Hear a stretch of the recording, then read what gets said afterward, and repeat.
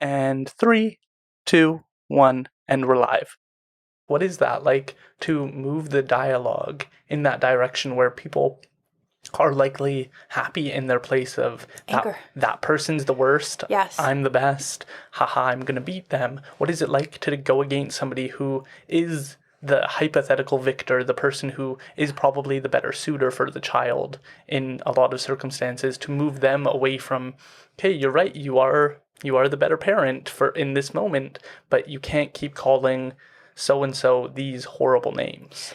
Yeah, I think for me it's a really good use of my time. One, because what I'm saying is true.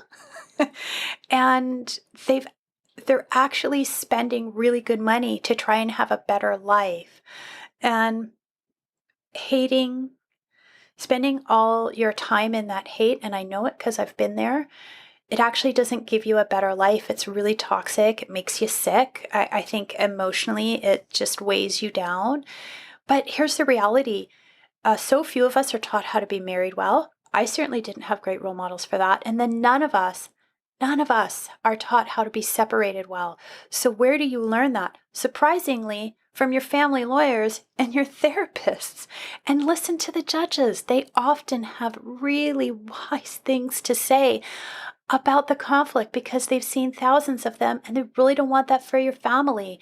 So it's really just getting honest with people about, are you are you willing to shift your thinking? Are you willing to shift your dialogue? Well, he's got to show me some respect first, and he's got to, really appreciate how much I do. Actually, he doesn't have to appreciate anything. He doesn't have to show respect for anything. And you don't need to wait until you feel better to act better.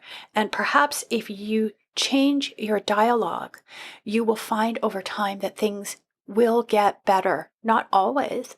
And honestly, the clients who are committed to the high conflict toxic dialogue, those are files that I will get off because that is not why I do what I do. And I will not be the person that helps you, frankly,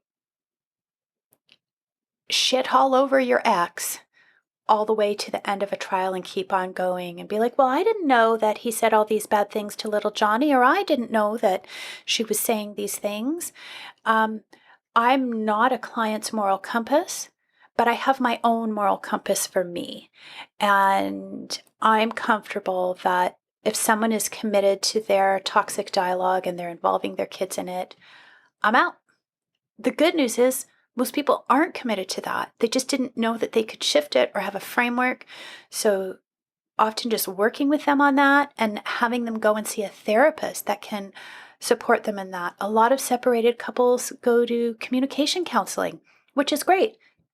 And it's not meant to get them back together. It's how can the two of you just be civil, decent people to each other in raising your children so you don't totally screw them up. And a lot of people will go and try. So that's fantastic.